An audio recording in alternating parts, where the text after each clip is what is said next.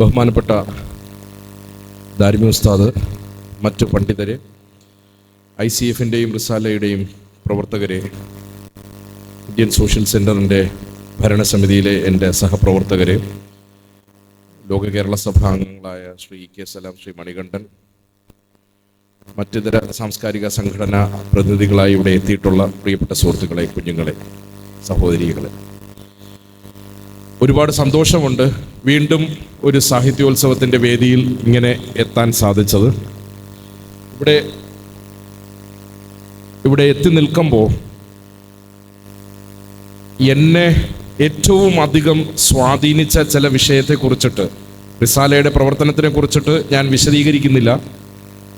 പക്ഷേ റിസാലയുമായി ബന്ധപ്പെട്ടിട്ട് ഒരു യുവജന സംഘടന, ഒരു യുവജന സംവിധാനവുമായി ബന്ധപ്പെട്ടിട്ട് ഇത് പുറത്തുനിന്ന് നോക്കിക്കാണുന്ന ഒരു വ്യക്തി എന്ന രീതിയിൽ എന്നെ ഏറ്റവും കൂടുതൽ സ്വാധീനിച്ച ചില വിഷയങ്ങളെക്കുറിച്ചിട്ട് തീർച്ചയായിട്ടും രണ്ട് വാക്ക് പറഞ്ഞുകൊണ്ട് ഞാൻ ഈ പരിപാടി ഉദ്ഘാടനം ചെയ്യാം. ഒരു 3 ദിവസങ്ങൾക്ക് മുൻപ് ഞാനും എൻ്റെ സഹപ്രവർത്തകനായ ശ്രീ മണികണ്ഠനും എൻ്റെ വാഹനത്തിൽ ഇവിടുത്തെ വിവിധ ഇന്ത്യൻ സ്കൂളുകളിൽ പോകേണ്ടുന്നൊരു കാര്യമുണ്ടായിരുന്നു. ആ സമയത്താണ് എനിക്ക് വാട്സപ്പിൽ സാഹിത്യോത്സവത്തിൻ്റെ തീം സോങ് ലഭിക്കുന്നത്. എനിക്ക് അയച്ചു തന്നതാരോ.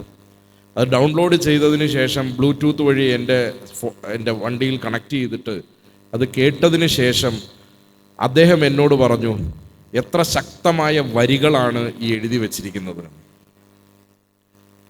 കിളികൾ പാടണം, പുതിയ പുലരി കാണണം, കനവ് നെയ്യണം, കവിത തെരുവിലുയരണം, കരമുയർത്തണം, കാലുകൾ ചലിക്കണം, കാടുപൂക്കണം, സ്നേഹരാജ്യമുയരണം, ഭയം ഭരിച്ചിടും കാലസന്ധികൾക്കുമേൽ ഭാരമുള്ള വാക്കു ചേർത്ത് ദണ്ടു പതിയണം, വരികളിൽ സമരകാഹളം മുഴക്കണം, വരണ്ട ചിന്തകൾക്കുമേൽ സാഹിത്യോത്സവം ഒഴുകണം.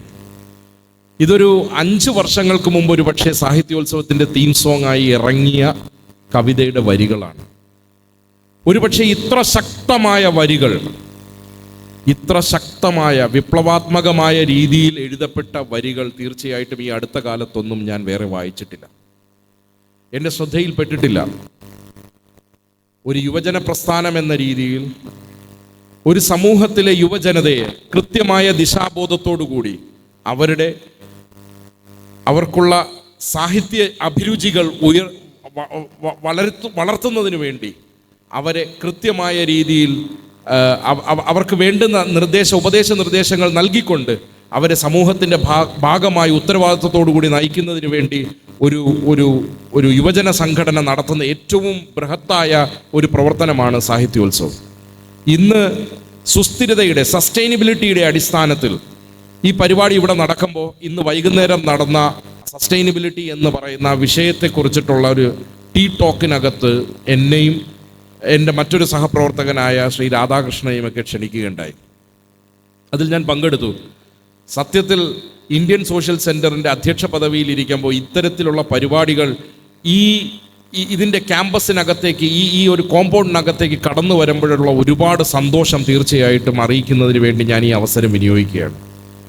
സസ്റ്റൈനബിലിറ്റി എന്ന് പറയുന്ന വിഷയത്തിൽ ഏറ്റവും അധികം ശ്രദ്ധയോടുകൂടി ഒരു രാജ്യം, ഒരു ഭരണ സംവിധാനം തന്നെ ഇങ്ങനെ നമ്മുടെ മുൻപിൽ ഇങ്ങനെ നിൽക്കുകയാണ്. ഞാൻ ആ പരിപാടിയിൽ വെച്ച് പറയുകയുണ്ടായി, ലോകത്തിൽ ഏറ്റവും കൂടുതൽ ഹൈഡ്രോ കാർബൺ സമ്പന്നമായ, ഏറ്റവും കൂടുതൽ എണ്ണ ഉൽപ്പാദിപ്പിക്കുന്ന ഒരു രാജ്യം, ആ രാജ്യത്ത് ആദ്യത്തെ carbon neutral zero waste city ഉണ്ടാക്കിക്കൊണ്ട് ഇന്റർനാഷണൽ റിന്യൂവബിൾ എനർജി ഏജൻസിയുടെ തലസ്ഥാനം അവിടെ കൊണ്ടുവന്ന്, ഹെഡ്ക്വാർട്ടേഴ്സ് അവിടെ കൊണ്ടുവന്നുകൊണ്ട് COP28 എന്ന് പറയുന്ന ഐക്യരാഷ്ട്രസഭയുടെ കാലാവസ്ഥാ വ്യതിയാനവുമായി ബന്ധപ്പെട്ട് നടക്കുന്ന കോൺഫറൻസിനെ നവംബർ മാസം 30 മുതൽ ഡിസംബർ മാസം 13 വരെ 2023 ദുബായിൽ വെച്ച് നടത്തിക്കൊണ്ട് അഡ്നോക്കിൻ്റെ തന്നെ മന്ത്രിയായിരിക്കുന്ന ഡോക്ടർ സുൽത്താൻ അൽ ജാബറിനെ തന്നെ ഈ കാലാവസ്ഥാ വ്യതിയാനവുമായി ബന്ധപ്പെട്ടിട്ടുള്ളതും സസ്റ്റൈനബിലിറ്റിയുമായി ബന്ധപ്പെട്ടിട്ടുള്ള ആ COP28 പ്രസിഡൻ്റായി നിയമിച്ചുകൊണ്ട്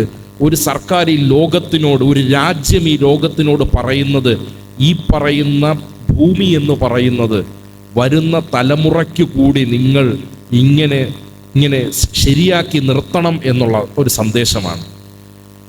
അതിനോട് ഉപമിച്ചുകൊണ്ട് അല്ലെങ്കിൽ അതുമായി ചേർന്ന് നിന്നുകൊണ്ട് തീർച്ചയായിട്ടും ഒരു യുവജന പ്രസ്ഥാനം ഒരു പരിപാടി നടത്തുമ്പോൾ ഈ എൻ്റെ പിറകിലുള്ള ഈ ഡിസൈനിൽ പോലും ഈ ഹരിതം ഇങ്ങനെ നിറഞ്ഞു നിൽക്കുമ്പോൾ, പച്ച എന്ന് പറയുന്നത് പ്രകൃതിയുടെ ഏറ്റവും ശുദ്ധമായ നിറമാണ്, അതിനെ ഇങ്ങനെ നിറഞ്ഞു കാണാൻ സാധിക്കുന്നത് തീർച്ചയായിട്ടും വളരെ വലിയ സന്തോഷം മനസ്സിന് നൽകുന്നതാണ്.